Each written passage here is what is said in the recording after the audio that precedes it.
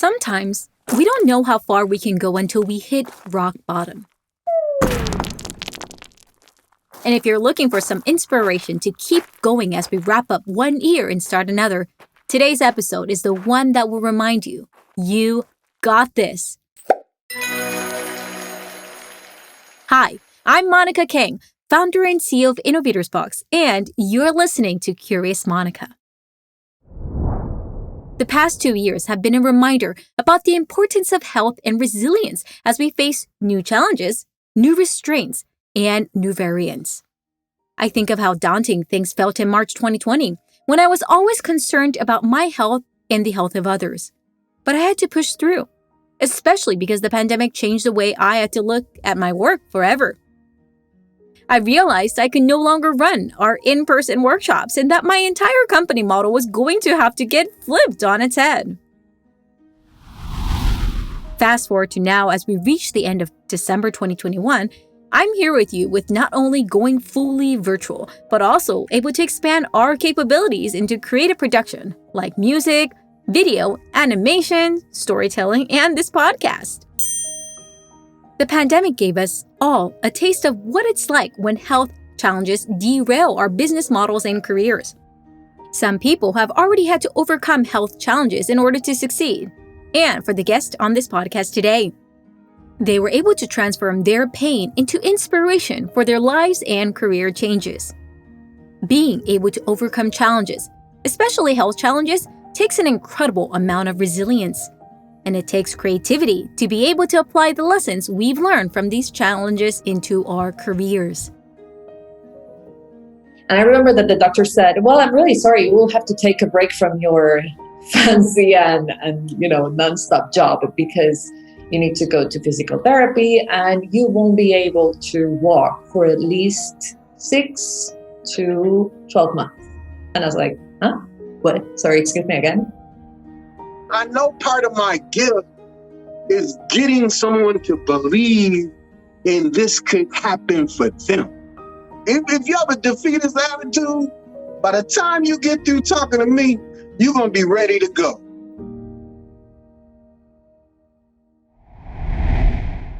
Today, I'm thrilled to introduce you to two friends who not only made their darkest moments in life a pivotal moment to find something new, but also to enter into new fields.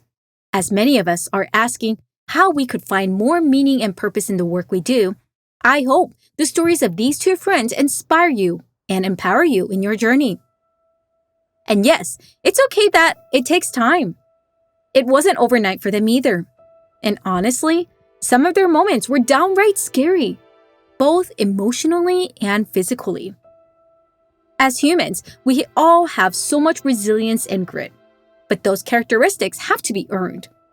Tough moments remind us of what we have within us: resilience, courage, curiosity, creativity, and persistence.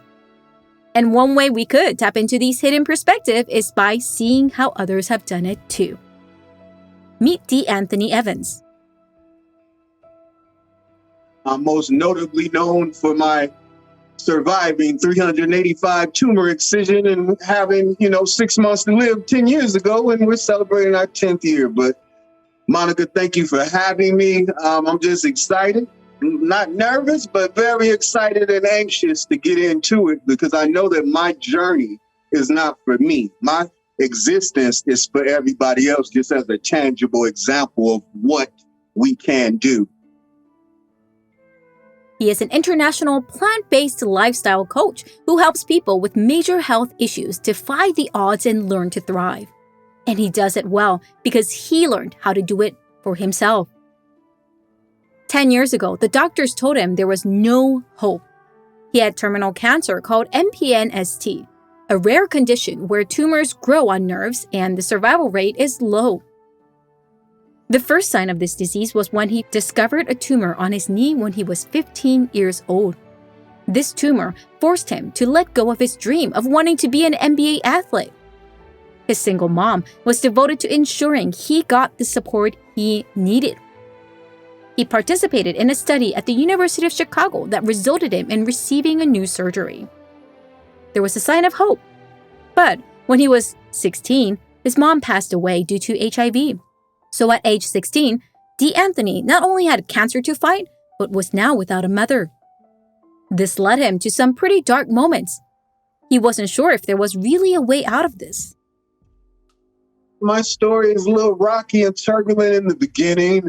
From high school, I was an honor student that lost his mother the second week of junior year, which in turn led to me dropping out, got recruited by a street gang. Just was on a downward spiral because she was everything. She was my mother. She was my father. She was the reason I was getting up every morning. And I lost her and I just gave up on life. So I did it, made sure I did everything that she didn't want me to do.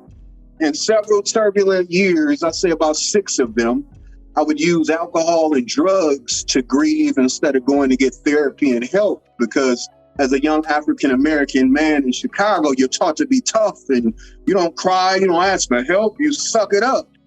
And, the drugs and alcohol worked for about 5 years until I woke up on my birthday, on the 5th floor from trying to take my life. And then from that, I learned how to grieve. I got out of there. I started a marketing company called Global 360 Marketing and Promotions, began to broker airtime for Clear Channel and CBS. But I've always been like an entrepreneur. I want to acknowledge D'Anthony's open humility in acknowledging where he was yesterday to be where he is today. When we see the shiny accomplishments of someone today, we forget to reflect on how much courage and work it took for them to get there. We forget to consider the hardships that those have faced. As D'Anthony's drive for new life grew, so did the grim news of his health. Doctor after doctor made it clear that there was no hope. What do you do when you hear that? D'Anthony decided to not give up. After my doctor and every doctor in the world had basically told me to, say goodbye, and I'd probably be gone by June of 2012. And then I got to January of 2013 and then 2014. I said, man. And yes, he is still healthy and well in 2021 and 2022. What helped him? Many things. Plant-based health, exercise, but most importantly, his mindset and drive. When you speak with him, he will be eager to share why your motivation, drive, and mindset are key to your mental and physical well-being. For D'Anthony, Buddhism became an important practice, and he shares how it's so key to reframe how we think about tomorrow and today. Instead of stressing about what we don't have and what we haven't reached, focus on gratitude and manifest the possibilities you want. Yes, an abundance mindset. I asked D'Anthony why this framing of abundance, gratitude, and possibilities is important for him, even in the face of changes and uncertainty. It's a gratitude thing, actually. And when you're really living in gratitude, and that's hard to do when we take life for granted. And a lot of us, we think we're going to wake up tomorrow. But there's something about what happened to me that has me in a state where service before self is the only thing that matters, because I've studied so much. And I know you only manifest blessings for the things that you do that you don't expect anything in return for, or the things that you do when nobody is looking. When you do the stuff and put it on Instagram, that doesn't count. Like I try to explain that, but I do what I do for others because somebody did it for me. You know what I'm saying? Like, it's real simple. I was in a very dark part of my life and someone reached back for me.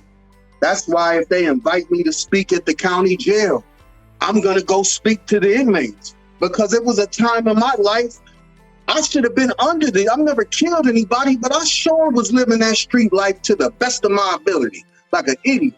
And I've also spoken Congress several times. Dick Durbin, Tammy Duckworth. I was the congressional district lead for the American Cancer Society. I was one of their lobbyists. I mean, who has a story like mine? I get bills passed. Like, there's a couple bills, the palliative care bill and the senior relief bill. Both of those bills I had them crying. And then we have the camera right there, so we can assume that you're going to support this, right? And they'll be like, yeah, hey, it's the best guilt lobbying in the world. Hey, it's very effective. A lot of people are benefiting right now because I made some senators and some congressmen cry. And I can't worry about what I'm going through. Like, I have MPNST. That's malignant peripheral neurological sheath tumor. That is a rare sarcoma. That is bone cancer. It is high grade. There is nobody in the history of man who has put 10 years together that does 200 pull-ups every day. He's not here. He doesn't exist. And it's not because I'm special. It's because I listened. It's because I listened against everybody else. He's just a chef and a monk and blah, blah, blah, blah, blah. I say, listen, my heart is telling me I need to listen to him. I lost a lot of people in the beginning. Like, why are you not listening to your doctor? Because he's trying to plan my exit out of the world. Like, I'm not ready to go. And so I know part of my gift is getting someone to believe in this could happen for them. Don't do it for the gram. Do it for the people behind the scenes. What a reminder we needed, especially in this day and age where so much of our success and milestones are counted upon how many likes or attention we got online. D. Anthony's humility and nuance are so key in his journey of how he transformed his most difficult moments into transforming other people's lives. Show up with gratitude. Don't take your life for granted. Listen. Speaking of listening, Matheu, motivational speaker and life coach, shares why listening to your body is key.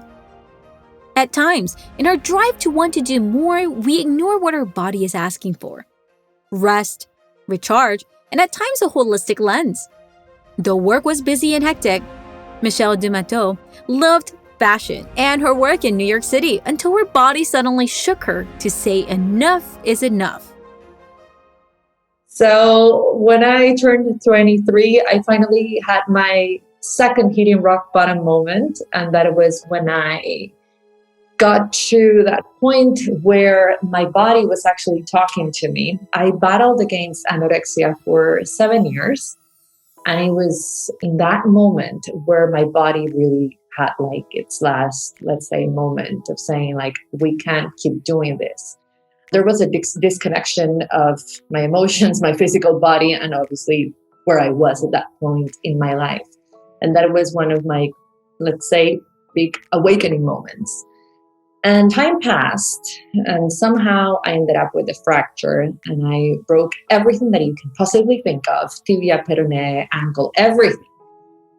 I was in Costa Rica. It was for a Christmas. It was Christmas or New Year, something like that.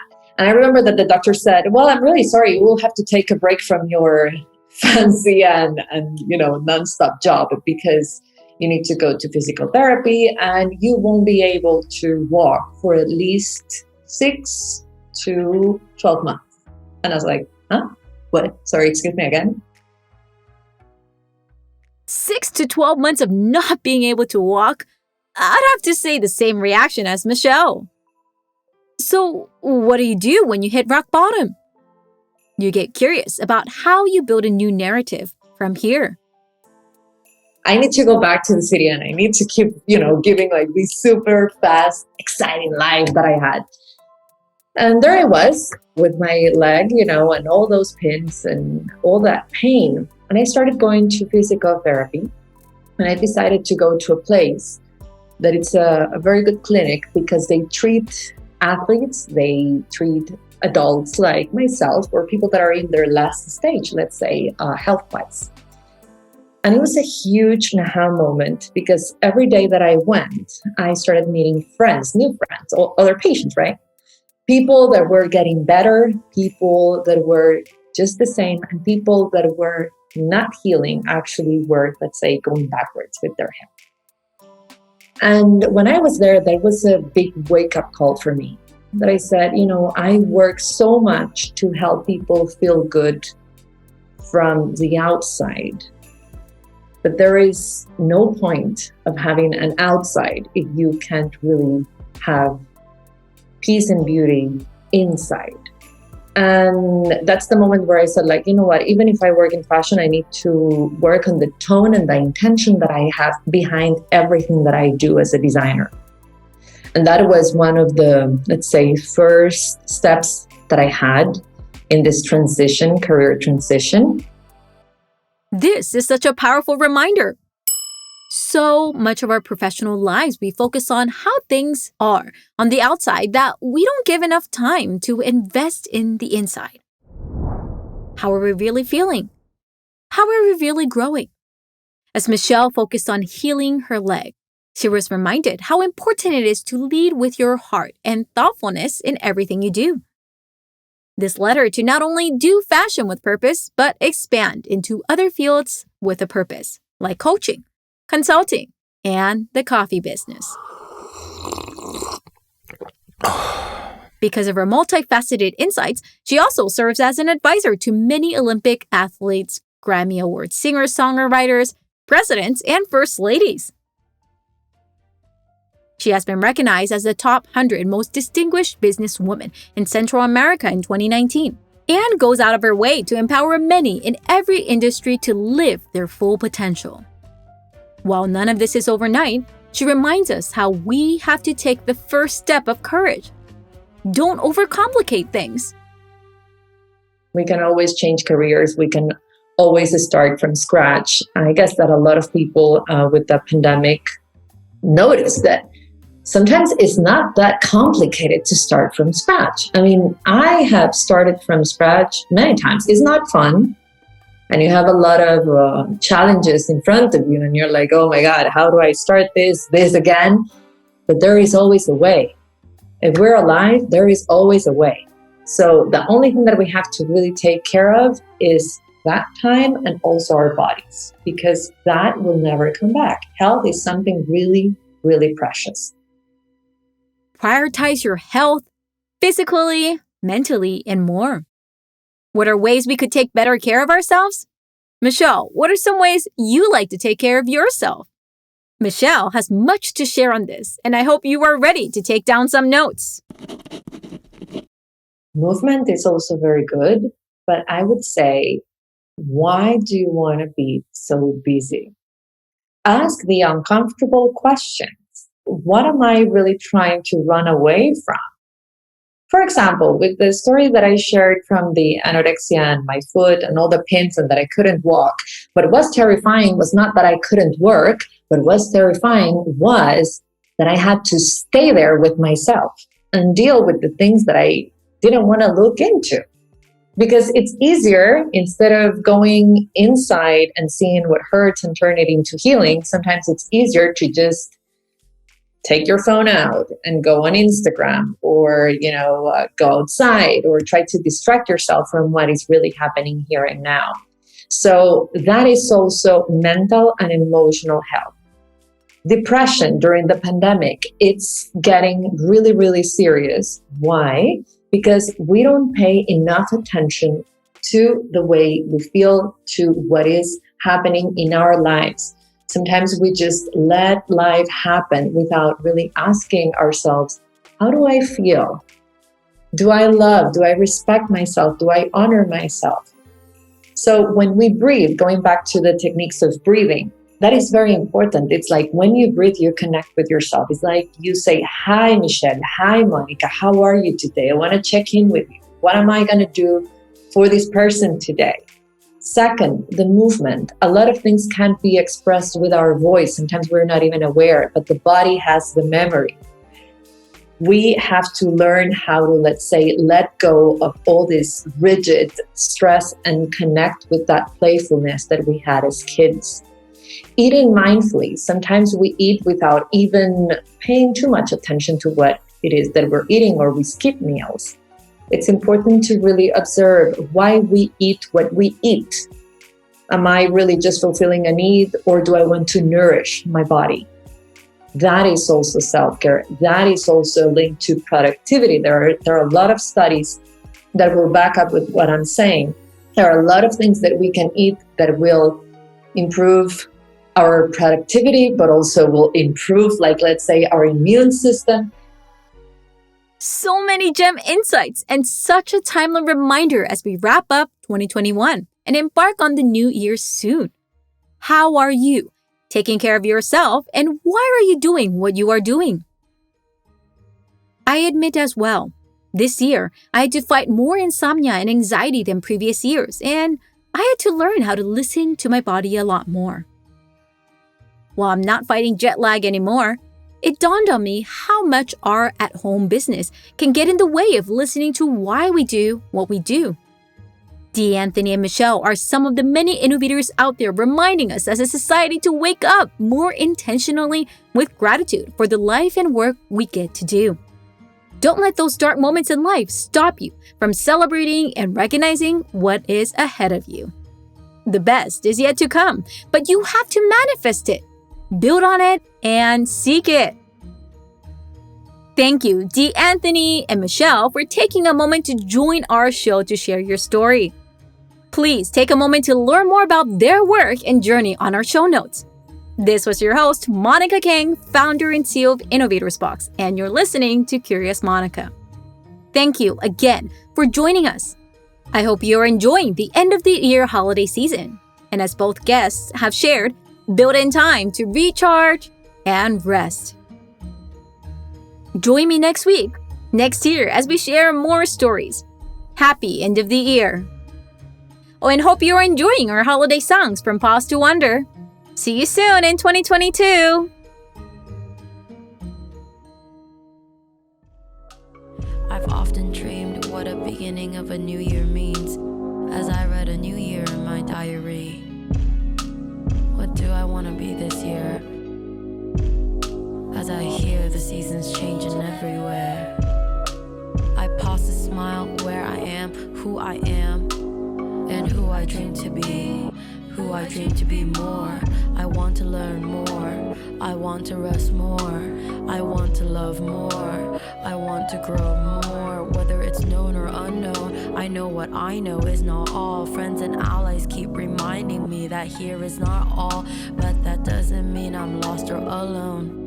So here I am, dreaming of another me. I pause to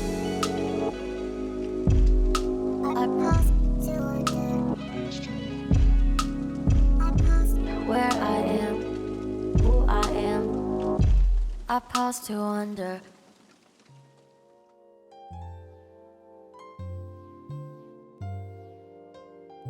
Hello there, I'm Luke Helder, the head composer at InnovatorsBox. I hope you're enjoying Curious Monica.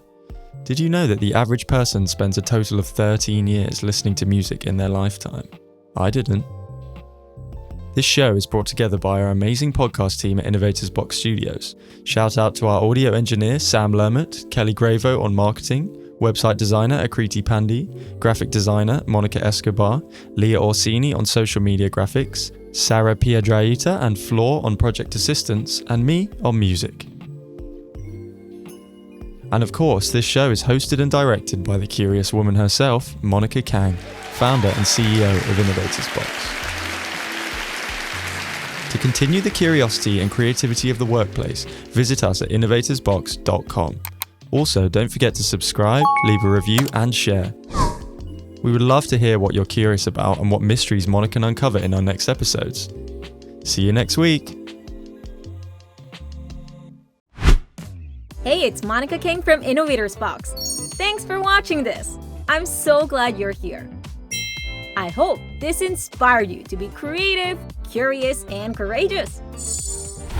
Don't forget to like, subscribe, and share this video to spread creativity for all.